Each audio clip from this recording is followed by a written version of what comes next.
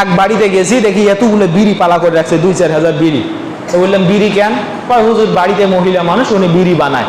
ও আচ্ছা, আস্তাগফিরুল্লাহ। এবার মহিলা বলে বিড়ি বানায়, তো মহিলা একটা হাঁস পালন করতে পারে, একটা মুরগি পালন করতে পারে, একটা গরু পালন করতে পারে।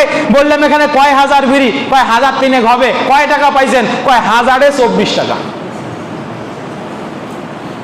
1000 বিড়ি বানায়, কয় টাকা দেয়? কে জানেন না বলেন তো? আপনাদের মুহাজির পাড়াতে ঘরে ঘরে বিড়ি যারা বানায়, 1000 বিড়ি বানানো নাকি 24 টাকা দাম, 24 টাকা মজুরি। আমি জানি না 1000 বিড়ি বানাইতে তার 2-4-5 ঘন্টা লাগে কিনা। আচ্ছা, 1 ঘন্টাতে একটা মানুষকে যদি, বিশেষ করে যারা দিনে 500 টাকা শ্রমে কাজ করেন, 1 ঘন্টায় যদি কেউ কাউকে 50 টাকা দিয়ে বলে যে এই কাজটা করে দেন, আমার মনে হয় কোনো বিবেক সদৃশ্য মানুষ যে 500 টাকা দিনে ইনকাম করে, তার 1 ঘন্টায় ওই কাজটা করতে গেলে তার দিনটা নষ্ট, 1 ঘন্টাতে 50 টাকা পাবে, এই শর্তে সে কেউ ওই কাজটা করতে চাবে না। তো 1000 বিড়ি বানাইতে 2-4 ঘন্টা যদি যায়, সেই কাজের মাইনা 24 টাকা মাত্র।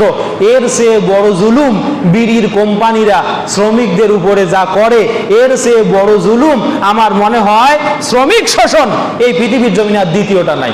ওটাতে এমনি জুলুম, আবার কৃষাণকে খাটাই নিয়ে করছে আর এক জুলুম। জুলুমে জুলুম, জুলুম আলা জুলুম। তার মানে কি? জালিমুন কুব্বারুন, সবচেয়ে বড় জালেম, সবচেয়ে বড় জালেম।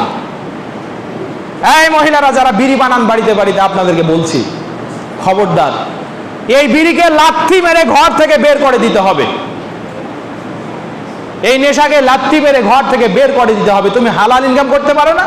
আল্লাহ তোমাকে শক্তি দিয়েছেন, তুমি হাঁস মুরগি পালন করো, গরু ছাগল পালন করো, বাড়িতে যে ঘরে থাকো 40 হাত একটা ঘর, 20 হাত 2-3টা গরুর জন্য নির্দিষ্ট করে দাও, ওই ঘরে 2-3টা গরু পালন করো। দেখো বছর শেষে ওই বিড়ির কোম্পানি আজকে তোমাকে শোষণ করে, বছর শেষে তুমি হয়তো বৈধ পথে তার চেয়ে বড় কোম্পানির অধিকারী হতে পারো।